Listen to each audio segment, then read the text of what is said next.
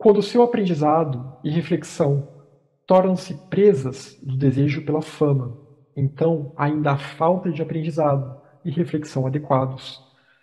Mas são como as palavras de um ator numa peça. Faça de si próprio um objeto de ridículo. Então aqui é no sentido de que se a gente está aprendendo o Dharma ou qualquer outro caminho espiritual, né, que está aqui afinado com essa proposta, com o Dharma,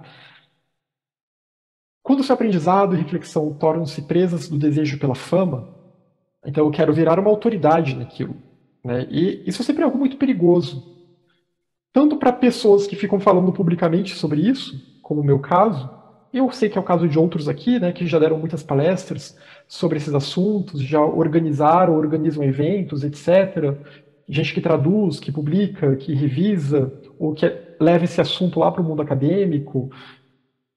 Tem que tomar muito cuidado para que essa busca espiritual ela não se corrompa.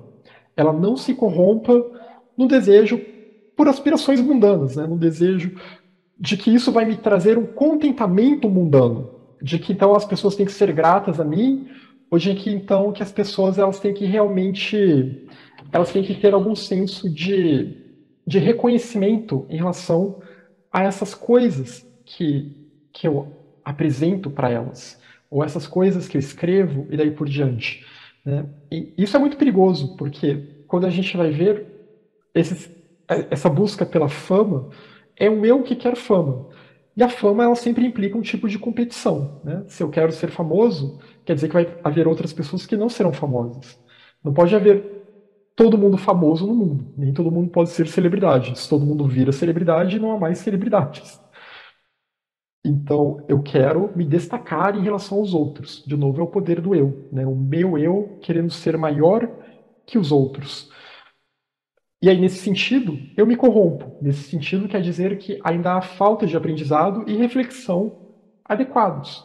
Eu não entendi ainda das coisas de que eu falo.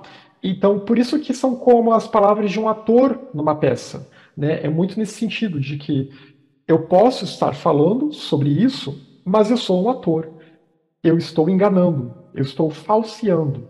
Né? Eu estou vendendo algo, mas eu estou longe de ser aquilo. E eu tenho um desejo que não é uma reta motivação. Né? Eu quero ser reconhecido como autoridade daquilo.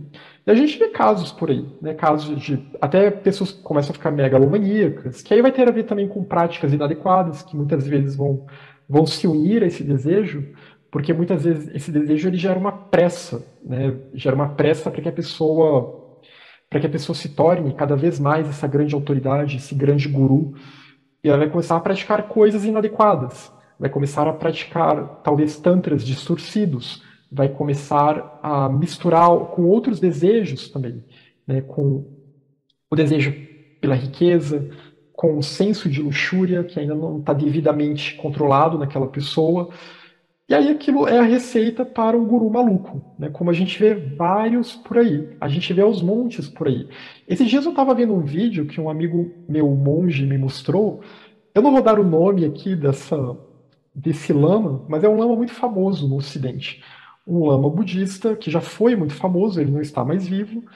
E alguém falava nesse vídeo sobre ele, né, de como ele adotava várias identidades e ele era cheio de uma série de excentricidades que não tinham nada a ver com a prática do Dharma. E ele fazia com que os seus discípulos tivessem que se adequar àquela excentricidade.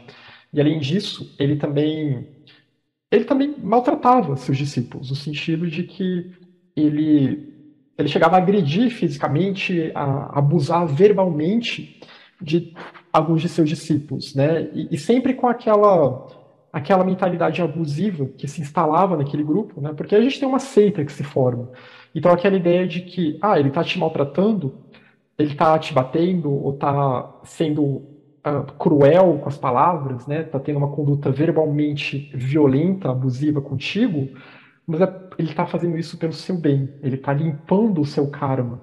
Então a gente tem esse tipo de mentalidade distorcida e que a gente vai ver ela sendo repetida por aí nos casos desses gurus abusivos, né? Desses falsos gurus. E muitas vezes são pessoas que, na verdade, elas estão embriagadas por um senso de poder pessoal, né? Elas querem dominar os outros. E a gente vê isso bastante. Eu já vi depois um outro vídeo, que também esse meu amigo me mandou, de um monge brasileiro também falando coisas absurdas, né? Falando que a gente tem que entender que no budismo tibetano é uma outra cultura, então é normal que um lama seja talvez agressivo com seu discípulo, que ele seja abusivo com seu discípulo, abusivo que eu falo fisicamente, inclusive, porque é uma outra cultura e tudo isso são formas de limpar o karma, quase como se fosse um privilégio a gente sofrer nas mãos dos outros, né? E de novo, vem toda essa questão, o problema que acontece, principalmente no caso do budismo tibetano, né, que a gente tem um clero, uma casta sacerdotal, mas pode acontecer em vários outros contextos espirituais também, né? Muitos desses grupos que se dizem prometem uma espiritualidade alternativa, etc. E que esse tipo de comportamento também acontece, ou, bom, nas várias igrejas que existem por aí também. Então, tomar muito cuidado, porque isso geralmente começa com esse desejo pela fama, que é um desejo pelo poder, que é um desejo de um eu que quer se sobressair sobre os outros, que quer ser reconhecido.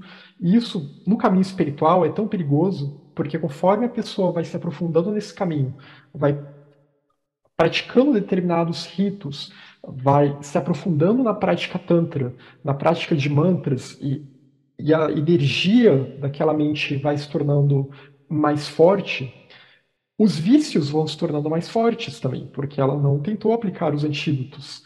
Então, esses vícios, eles podem gerar uma pessoa megalomaníaca, né? Uma pessoa com síndrome de guru. E aí cabe a nós também termos o discernimento para não cair nessas ciladas, né? Para não se deixar dominar por esse tipo de autoridade abusiva. Porque, no fundo, eles são falseadores, né? Eles são esses atores que falseiam palavras numa peça e que podem ter discursos amorosos, mas que, quando vai ver lá no interior do seu grupo, há algo de nefasto sendo realizado. Então, faça de si próprio um objeto de ridículo, né? Não dê muita trela para o seu eu. Não tenha medo de pagar mico, né? Faça de si próprio esse objeto de ridículo. Não dê grande projeção ao seu eu como se ele fosse uma grande coisa. E a gente tende a projetar a nossa personalidade como se ela fosse uma grande coisa, né? Como se nós fôssemos os maiorais. Não, reduza, né? Somos todos ridículos aqui. E está tudo bem ser ridículo. Porque o samsara é um tipo de existência um tanto ridícula e patética. E nós somos isso mesmo. Enquanto continuarmos presos ao samsara.